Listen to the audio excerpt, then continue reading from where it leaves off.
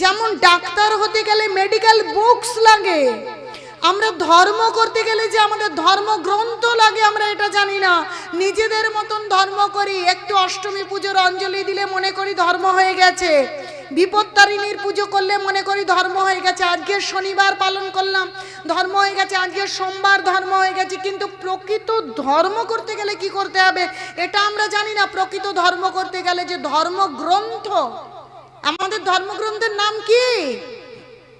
গীতা। সেটাকে এত সুন্দর তাৎপর্য নিয়ে এসেছে প্রভুপাদ, যাতে আমরা সুন্দর করে বুঝতে পারি, তার কোনো বিকৃত বিষয় না থেকে একদম as it is. As it is মানে কি? যথাযথ।